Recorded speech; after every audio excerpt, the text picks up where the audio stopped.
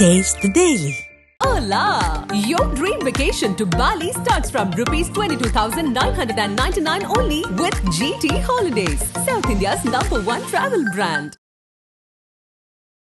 So இப்போ இந்த ரவுடிகளுக்கு எந்த மொழி புரியுமோ அந்த மொழியில நான் பதிலளிக்கணும் அப்படின்னா நீதின்னு ஒன்று இருக்குல்ல, ஒரே மொழியை விட நேச்சுரல் ஜஸ்டிஸ். ஆனா அந்த நீதியை தர வேண்டியது நீதிமன்றம் தான்ங்கிற போது இந்த என்கவுண்டர் அதுவும் தொடர்ச்சியான என்கவுண்டர் இதை நம்ம எப்படி அப்ரிஷியேட் பண்ண முடியும்?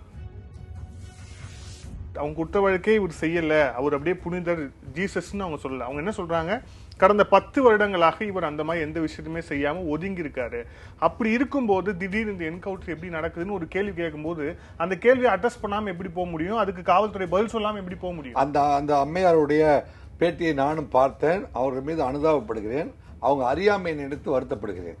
ஆம்ஸ்ட்ராங் கொலை வழக்கில் அந்த ஸ்விக்கி ட்ரெஸ் போட்டுட்டு உள்ள போனா தான் இந்த ஆபரேஷன்ல சக்சஸ் பண்ண முடியும் அப்படின்னு அஞ்சலை குரூப்புக்கு ஐடியா கொடுத்ததே இந்த சிசிங் ராஜா தான், தன் கணவன் தான் அப்படிங்கறத அறியாத ஒரு பெண்மணியா அவங்க இருக்காங்க. நீதிமன்றத்தில் கொண்டு போய் அவங்க கூப்பிடுற தேதியில ஆஜர்படுத்துற வேலை தான் போலீஸோடைய வேலை ஒழிய தண்டனை கொடுக்கிறது போலீஸ் வேலையே அல்ல. ஆனால் அதர்வைஸ் இந்த குற்றவாளிகள் தப்பித்து வெளியில் வருகிற போது ஒவ்வொரு நாளும் நடக்கிற நிகழ்வுகள், சட்டம் ஒழுங்கு பிரச்சனைகள் அத்தனைக்குமே காவல்துறை பொறுப்பாளர் ஆகிறார். ஆதன் நேயர்களுக்கு அன்பு வணக்கம். இந்த சிறப்பு நேர்காணலில் நம்முடன் இணைந்திருக்கிறார் முன்னாள் காவல்துறை அதிகாரி ராஜேந்திர ராஜா அவர்கள். வணக்கம் சார். வணக்கம் வினோத். இப்ப இந்த அருணுடைய முக்கியத்துவம் என்ன, அருண் வந்ததுக்கு அப்புறம் எப்படி நடக்குது? ஆனா இதெல்லாம் அருணுக்கு இன்னைக்குதான் தெரியுமான்னு ஒரு கேள்வி இருக்குல்ல. ஏன்னா Arun ADGP law and order, correct, அதுதான். அருண் ஏடிஜிபி லாண்ட் ஆர்டர் இன்னைக்கு சென்னை கமிஷனரா மாறி இருக்கிறாரு, அது தெரியும். ஆம்ஸ்ட்ராங் நீங்களே அழகா பிரிச்சிங்க. ஆம்ஸ்ட்ராங் கொலைக்கு முன், ஆம்ஸ்ட்ராங் கொலைக்கு பின் அப்படின்னு அழகா பிரிச்சிங்க. அதுக்கு முன்னாடியும் லாண்ட் ஆர்டர் பொசிஷன்ல அருண் இருந்தாரு. ரவுடிகளுக்கு எந்த மொழி புரியுமோ அந்த மொழியில பதிலளிக்கப்படும்னாரு. நேத்து ஒருத்தருக்கு கால் உடைஞ்சு ஹாஸ்பிட்டல் அட்மிட் இருக்கிறாரு. எங்க நேத்து கால் உடைஞ்சவருக்கு வேற ஊர்ல, not in city police. City police okay, நான் தமிழ்நாடு போலீஸா கேக்குறேன். ஸோ இப்போ இந்த ரவுடிகளுக்கு எந்த மொழி புரியுமோ அந்த மொழியில நான் பதிலளிக்கணும் அப்படின்னா நீதின்னு ஒண்ணு இருக்குல்ல, அதாவது நீதிக்கான மொழி அப்படிங்கிறது எல்லாத்துலயுமே ஒரே மொழியை விட நேச்சுரல் ஜஸ்டிஸ், அதுதான் நேச்சுரல் ஜஸ்டிஸ் ஓகே. ஆனா அந்த நீதியை தர வேண்டியது நீதிமன்றம் தான்ங்கிற போது இந்த என்கவுண்டர் அதுவும் தொடர்ச்சியான என்கவுண்டர் இதை நம்ம எப்படி அப்ரிஷியேட் பண்ண முடியும்? இல்ல 3 தடவை அப்படி ஒரு சூழ்நிலை ஏற்பட்டுச்சு அப்படின்னு புரிஞ்சுக்கணும். நீங்க 3 முறை தமிழக காவல்துறை சூழ்நிலை ஏற்பட்டதா, நீங்க எப்படி பிரிசம்ப்ஷன் பண்ணிருக்கீங்கன்னா, நீங்க இதெல்லாம் வேண்டுமென்று ஏற்பாடு செய்யப்பட்ட என்கவுண்டர் நீங்க மைண்ட்ல வச்சுட்டு கேட்டீங்கன்னா அது உங்களுக்கு அப்படிதான் தோணும். நான் என்ன சொல்றேன், காவல்துறை இவர்களை விசாரிக்கிற பொழுது இயல்பா எப்படி வாங்க கொஞ்சம் அதை தாண்டி மைண்ட்ல இருந்து இந்த பப்ளிக்லாம் பேசுறாங்க இல்லையா, அதை தாண்டி நீங்க சிந்திக்கணும். காவல்துறை A+ ரவுடிகளே கிட்டத்தட்ட சென்னையில் மட்டும் 64 A+ இருக்காங்க. அதில் 40 A+ சுற்றிட்டு இருக்காங்க. எந்த குழந்தைய வேணால் தூக்குவாங்க, யாரை வேணால் கடத்துவாங்க, யாருடைய சொத்தை வேணால் எழுதி வாங்குவாங்க. இப்படி ஒரு ஆபத்தான சூழ்நிலையில் பொதுமக்களை மிரட்டக்கூடிய ரவுடிகள் இருக்கிறவங்கள அவங்கள ஹேண்டில் பண்ண வேண்டிய பொறுப்பு காவல்துறைகிட்ட இருக்கு. காவல்துறை இவ்வளவு நாள் நீங்க இவ்வளவு கேட்டீங்க பாத்தீங்களா, காவல்துறை இவ்வளவு நாள் ஏன் அருணுக்கு இப்பதான் தெரியுமா கேட்டீங்களா? அதாவது ஒரு காலகட்டத்தில் பொறுமையை மீறிட்டாங்கன்னு சொல்லுவாங்க இல்லையா. முதல்வரே ஏன் அருணை நியமிக்கிறாரு? உங்களுக்கு அருணுடைய ஏடிஜிபி லாண்டோடைய முகத்தை நீங்கள் ஸ்டடி பண்ணாமல் நீங்கள் சொல்லிட்டீங்கன்னு நான் நினைக்கிறேன். நீங்கள் தயவு செஞ்சு அவங்க பின்னாடி போய் ஸ்டடி பண்ண. நான் ஆரம்பத்திலே நம்ம இன்டர்வியூலே சொல்லியிருக்கேன், அவரை திருப்பூரில் போட்டார்கள், திருப்பூரை அமைதி பூங்காக மாற்றினார். அவர் திருச்சியில் போட்டார்கள், திருச்சியை அமைதி பூங்காவாக மாற்றினார். இப்படி கோயம்புத்தூர்ல இருந்தார், திருச்சியில் இருந்தார். இது ஏன் ஏடிஜிபி லாண்டர் இருக்கும்போது ஸ்ரீபெரும்புதூரில் கேட்ட சத்தத்தையும் அவர் தான் நிறுத்தினார். நீங்கள் உலகம்லாம் சொல்லிட்டு இருக்குதே, ஸ்ரீபெரும்புதூரில் ரவுடிகளுடைய ராம்ராஜ்யம் எங்கேருந்து ஆரம்பிக்குது, பூந்தமல்லியில் ஆரம்பித்து காஞ்சிபுரம் வரைக்கும் இருக்கிற அத்தனை இண்டஸ்ட்ரியிலையும் பிபிஜி குமரன் காலத்தில் கொலை படுகொலை, அதில் மட்டும் பார்த்தீங்கன்னா 8 பஞ்சாயத்து தலைவர்கள் கொல்லப்பட்டிருக்கிறார்கள். பஞ்சாயத்து தலைவர்கள், சாதாரண மக்கள் அல்ல. யாருக்கிட்ட ஸ்கிராப் எடுக்கிறது, யார் மணல் சப்ளை பண்ணுறது, யார் செங்கல் சப்ளை பண்ணுறது, அப்படி வந்து பண்ணுறதுக்கு வந்து எனக்கு அனுமதி இல்லை என்றால் வந்து பஞ்சாயத்து தலைவரே வந்து போட்டு தள்ளுவான்னு சாதாரணமாக இல்லை, வெடிகுண்டுகளை வீசி துப்பாக்கியில் சுட்டு கடப்பாறையில் குத்தி கொலை செய்வதுங்கிறது வந்து கடந்த பிபிஜி சங்கர் கொலையிலிருந்து தான் ஆரம்பமே. அது பிபிஜிக்கு முன்பு பிபிஜிக்கு பின்பு அப்படி கூட நம்ம அதை சொல்லலாம். இது வந்து எங்களை போன்ற காவல்துறையுடைய பயணத்தை நீண்ட நெடுந்தூரம் வந்து தொடர்ந்து கண்காணித்து கொண்டிருக்கிற, அதில் பங்கு பெற்றுகின்றவங்க மட்டும்தான் அந்த வலியும் உணர்வும் அவங்க ஆப்ரேஷனுடைய டெப்த்தும் புரியும். ஸோ இது இன்றைய தினம் ஊடகத்துக்கு முன்னாடி உட்காந்து இது எவ்வளவு ஆபத்தான ஒரு ஆப்ரேஷன் என்னங்க அப்படிங்கிறதையும் வந்து பொதுமக்கள் மத்தியில், ஏன் இது சட்டத்தின் முன்பு நிறுத்தப்படாமல் வந்து இவங்களெல்லாம் வந்து ஏன் சட்டத்துக்கு முன்பு நிறுத்தவில்லை என்று ஒரு கேள்வி. நீங்கள் அந்த கேள்விக்கு நம்ம வந்துடுவோம். இந்த A+ ரவுடிகள் அத்தனை பேருமே வந்து 3லிருந்து 9 கொலைகள், 39 வழக்குகள், 45 வழக்குகள், 69 வழக்குகள். இந்த வழக்குகளுக்கெல்லாம் அவருக்கு ஆஜராவதில்லை. 10 வாரண்டுகள் பெண்டிங் இருக்குது. Proclaimed offender. ஆனால் இவங்க நிழல் உலகத்தில் தான் இருப்பாங்க, காவல்துறை பிடியிலே சிக்க மாட்டார்கள். சரி, கொலை செஞ்ச வீட்டில் 9 கொலை செஞ்சுருக்காரு இல்லையா, 9 தாய்மார்கள் வந்து அவங்களை சார்ந்தவங்களாம் காவல்துறையிட்ட வந்து சரி நீதி கிடைக்கலன்னு வந்து எத்தனை வந்து முதலமைச்சருடைய தனிப்பிரிவுக்கு மனு போடுறாங்க, டிஜிபிக்கு மனு கொடுக்குறாங்க, எஸ்பிக்கு மனு கொடுக்குறாங்க. ஆனால் எஸ்பி வந்து இதுக்கு பதில் சொல்ல முடியாது.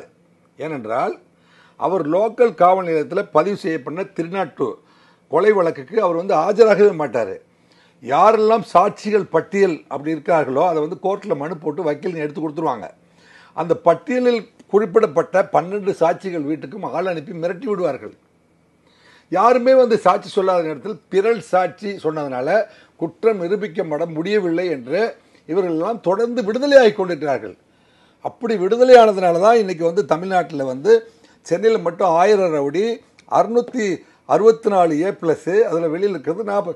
இந்த A+ புறமே சமூகத்தில் வந்து மிகப்பெரிய ஆபத்தானவர்கள் அப்படிங்கிறத உள்வாங்கிட்டு சமூகம் வந்து இறுகிய மனதோடு இல்லை இலகிய மனதோடு காவல்துறையை பார்த்தால் வந்து இதெல்லாம் கிட்டத்தட்ட அவங்களுக்கும் வேற வழி இல்லை அப்படின்னு தோணும்னு நினைக்கிறேன். இல்லை, இது அப்படியே வந்து நீதி பரிபாலனம் வந்து ஏற்றுக்கொள்ளுமா? இப்போ நீங்கள் சொல்கிற அதே கூற்று அப்படிங்கிறது, இப்போ நீங்கள் வந்து அவங்க வந்து ஆஜர்படுத்த முடியல, அவங்க வந்து வெளியவே சுற்றிட்டு இருக்காங்க, இல்லை பல்வேறு விஷயங்கள் ஆஜர்படுத்திட்டாங்க.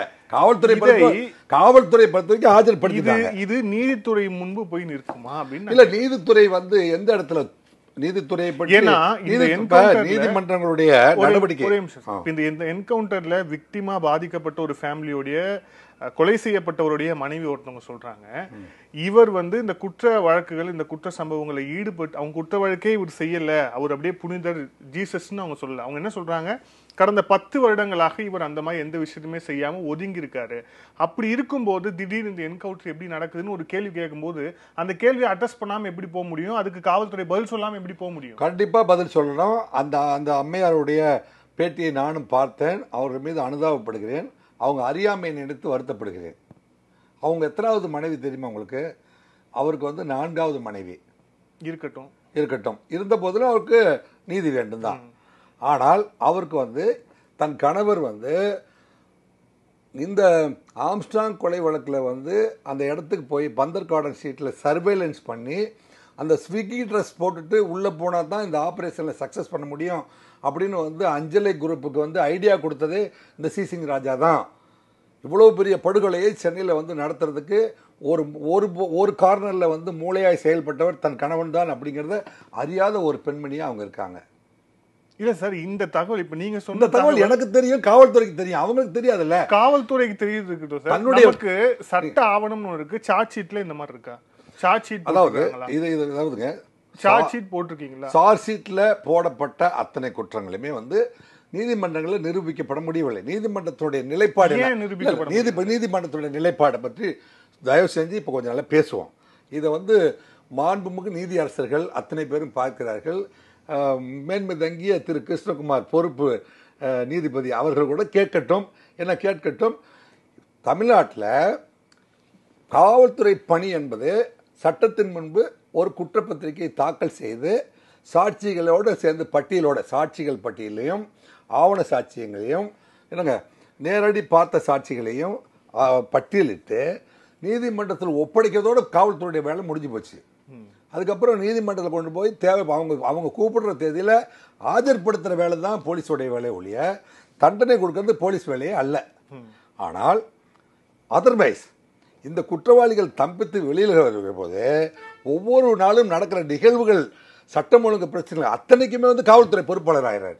ஆக நீதிபதிகளை பொறுத்தவரை அவங்க வந்து காலையில் உட்காந்துட்டு சாயந்தரம் விசாரணை முடிச்சுட்டு என் முன்னாடி வந்து சாட்சிகளை ப்ரூவ் பண்ண முடியவில்லை, என் முன்னாடி பிறல் சாட்சி ஆகிவிட்டார்கள், என்னுடைய பிறல் என்ன சூழ்நிலையில் வந்து பிறல் சாட்சி ஆகினார் ஆனார் அப்படி.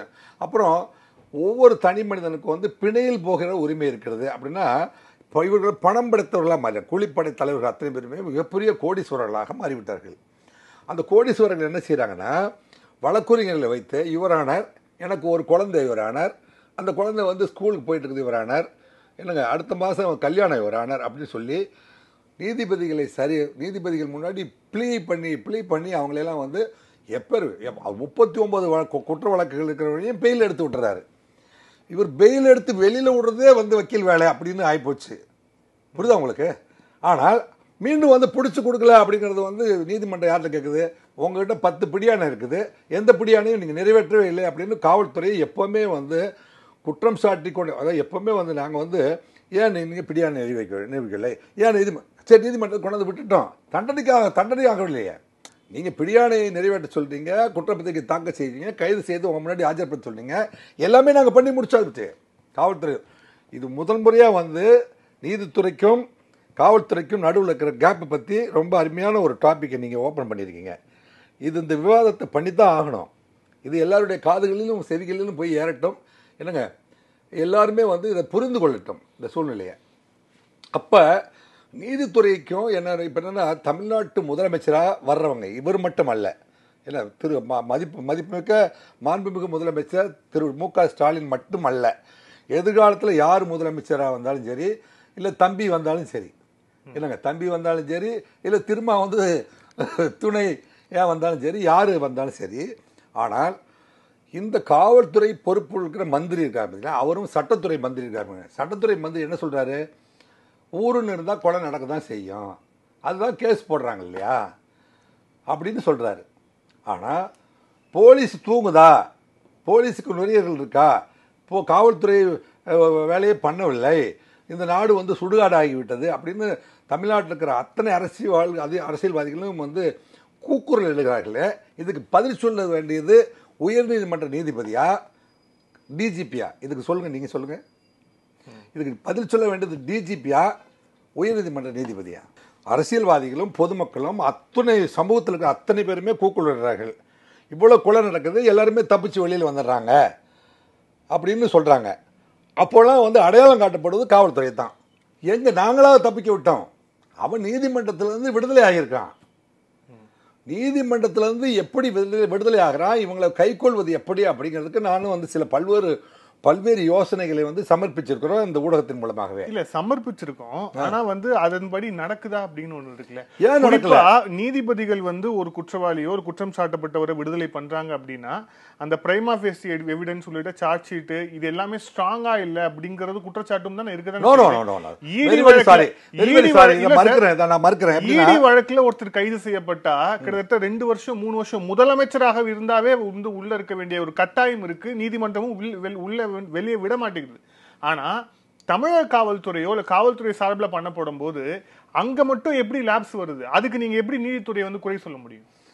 அதாவது இந்த செட்டப்பை நம்ம வந்து மக்கள் பார்வைக்கு வைப்போம். இந்த செட்டப்பை கமெண்ட்ஸில் அவங்க எல்லாருமே நம்மகிட்ட பேசுகிறாங்க. இந்த செட்டப் வைக்கிறோம். தமிழ்நாடு அரசு காவல்துறைக்கு அப்புறமே யாரை வைக்குது அப்படின்னா public prosecutor, deputy director of public prosecutor, director of public ப்ராசிக்யூட்டர்னு 3 லேயர் வச்சுருக்கு. காவல்துறை அதிகாரிகளே போய் நீதிமன்றத்தில் வழக்கு நடத்த முடியாது, அவரே வந்து ஆர்கியூ பண்ண முடியாதுங்கிறதுனால அந்த வழக்குகளை எடுத்து உரைக்கிற பொறுப்பு யாரிடம் வந்து ஒப்படைக்கப்பட்டிருக்குதுன்னா பப்ளிக் ப்ராசிக்யூட்டர், என்னங்க deputy director of public prosecutor. அதே மாதிரி நீங்கள் சொல்கிறீங்க இல்லையா, போதிய ஆதாரம் இல்லாமல் குற்றப்பத்திரிகைகள் தாக்கல் செய்யப்படுதுன்னு நிறைய வழக்கறிஞர்கள் சொல்கிறாங்க, பொதுமக்களும் சொல்கிறாங்க. அப்படி கருதி கொண்டுட்டார்கள். அப்படி அல்ல. அந்த 173 சிஆர்பிசியில் வந்து ஒரு இறுதி அறிக்கை அப்படிங்கிறது தாக்கல் பண்ணுகிற போது நாங்கள் வந்து பப்ளிக் ப்ராசிக்யூட்டர் தான் தாக்கல் பண்ணுவோம். அவர் வந்து இந்த எவிடன்ஸ் சொன்னது சரியில்லை, இதை மறுபடியும் விசாரணை பண்ணுங்க, இவனுக்கு வந்து ஆவண சாட்சியம் இல்லை, இந்த ஆயுதங்களை கைப்பற்றவில்லை, எனவே இது எல்லாத்தையும் வந்து செட் பண்ணி கொண்டு வந்தால் தான் இதை ஃபைல் பண்ணுவேன்னு சொல்லுவார். அவர் அப்ரூவ் பண்ணதுக்கு அப்புறம் தான் வந்து சார்ஜ் ஷீட்டை வந்து முறையாக அப்போ காவல்துறை வந்து 100% வந்து சார்ஜ் ஷீட் ஃபைல் பண்ணுற வரைக்கும் ஒழுங்காக வேலை பார்த்து தான் ஆகணும், வேற வழி இல்லை. இல்ல பாக்குறாங்களான்னு ஒரு கேள்வி இருக்குல்ல. பார்க்கிறாங்க, தமிழ்நாடு முழுவதும் இதுதான் நடக்குது. இப்பதான் நான் இது இப்படி இன்டெப்தா யாருமே எந்த காவல்துறை அதிகாரியும் இந்த சார்ஜ் ஷீட் மேட்டரை இவ்வளவு தெளிவா யார்கிட்டையும் சொன்னதில்லை. இல்ல சார், தமிழகத்துல குண்டாஸ் வழக்கு போட்டு எத்தனை குண்டாஸ் வழக்கு உச்சநீதிமன்றத்தில் போய் ரத்து செய்யப்பட்டிருக்கு. இப்ப நம்ம பேசிக் கொண்டிருக்கக்கூடிய இன்னைக்கு ஒருவர் மீது சாசப்பட்ட 2வது குண்டாஸை வந்து தமிழக அரசே திரும்ப பெற்றிருக்கு. சோ குண்டாஸே வந்து நீங்க ஸ்ட்ராங்கா போட மாட்டீங்க அப்படிங்கிற ஒரு குற்றச்சாட்டு இருக்கு. அப்படிங்கிற சட்டத்துல அதுவும் காவல்துறை அது நீங்க அதிகாரிகள் சார்பா வந்து அந்த குற்றப்பத்திரிகையோ அல்லது அந்த குண்டர் சட்டமோ வந்து போடப்படுகிறதோ அந்த அதிகாரிகளுடைய அறிவு கட்டிய வரைக்கும் தான் அவர் செய்வார் வேலையை. இப்போ பழனிசாமி முன்னாள் முதல்வருக்கும் அப்படி சொல்லணும், இப்போ யார் பெயரும் குறிப்பிட, முன்னாள் முதல்வருக்கும் இந்நாள் முதல்வருக்கும் என்ன மாற்றம் இருக்க முடியும்? எல்லாருக்குமே ரேஷன் அரிசி வேணும், எல்லாருக்கும் இலவசம் வேணும், தீபாவளி போனஸு, பொங்கல் போனஸு, இலவச வேட்டி சேலை, எஜுகேஷனு, ஸ்காலர்ஷிப்பு, இந்த செட்டப் எல்லாமே வந்து 2 பேரும் ஒன்றா தான் பண்ண போகிறாங்க. இதில் யார் சிறப்பாக பண்ணுறது அப்படிங்கிறது தான் வந்து முக்கியம் அரசியலை பொறுத்த வரைக்கும். அதே போல் தான் காவல்துறையில் கூட இந்த குண்டர் சட்டத்துக்கு இன்கிரீடியன்ட்ஸ்னு இருக்குது. குண்டர் சட்டம் வேறு, சார்ஜ் ஷீட் வேறு. குண்டர் சட்டங்களை போடுகிற பொழுது எங்களை போன்ற நான்லாம் வந்து காலாவதியான மருந்துகளை 12 பேரை வந்து குண்டர் சட்டத்தில் ஒரே எஃப்ஐஆரில் போட்டேன். சுப்ரீம் கோர்ட்டில் போய் மார்க்கண்டேய கட்ஜு என்கின்ற தலைமை நீதிபதி என்னங்க இதோ இங்கே இவ்வளவு நேர்மையாக பணியாற்ற வந்திருக்கிறாரு, 12 பேரை வந்து குண்டர் சட்டத்தில் போட்டிருக்காரு, இவர் வந்து நேர்மை ஜெயிக்கணுங்கிறதுக்காக வந்து சுப்ரீம் கோர்ட் வரைக்கும் வந்திருக்கானே, இவனை நம்ம பாராட்ட வேணாமா? இவனையும் வந்து நான் டிஸ்கரேஜ் பண்ணி அனுப்பிட்டா நாட்டில் இருக்கிற அத்தனை பேருமே வந்து மாத்திரையில் கலப்படம் பண்ண மாத்திரை விற்றா எல்லாரும் செத்து போகிறதா அப்படின்னு மார்க்கண்டேய கட்ஜு கேட்டார். அப்போ நான் போட்ட குண்டர் சட்ட வழக்கை இந்த காலாவதியான மருந்துகளில் சுப்ரீம் கோர்ட் வரைக்கும் போய் அவங்களால ஜெயிக்க முடியல. இது என்னுடைய, அதாவது எந்த வழக்கில் யார் குற்றப்பத்திரிகை தாக்கல் செய்கிறாங்க, யார் அந்த குண்டாஸில் கையெழுத்து போடுறாங்க, அதாவது எக்ஸிக்யூட்டிவ் மாஜிஸ்ட்ரேட் பவர் அப்படிங்கிறது வந்து மெட்ராஸ் கமிஷனருக்கு கொடுக்கப்பட்ட மிகப்பெரிய அதிகாரம். அது வந்து டிஜிபிக்கு இணையான அதிகாரம்னு வைங்களேன். அந்த டிஜிபிக்கு இணையான அதிகாரத்தில் உட்கார்ந்துருக்கிற ஒரு ஆள், ஒரு அதிகாரி தனக்கு கீழே வந்து இருக்கிற அதிகாரிகள் வந்து என்ன மாதிரியான இன்கிரீடியன்ஸ் வச்சு வந்து குண்டர் சட்டத்தை ஃப்ரேம் பண்ணியிருக்காங்க அப்படிங்கிறத வந்து ஒரு முறை வந்து தனக்கு கீழே இருக்கிற அதிகாரி மூலமாக கவுண்டர் செக் பண்ணாமல் வந்து பிரகடனப்படுத்தப்படும் பொழுது தான் அது ஃபெயிலியர் ஆகும். இப்போ எங்களை போன்ற வந்து ஃபைலை வந்து இரவும் பகலும் வந்து உற்று நோக்கி வந்து சமர்ப்பிக்கிற எந்த குற்றப்பத்திரிகையுமே எங்கேயுமே வந்து தோல்வி அடைவதில்லை.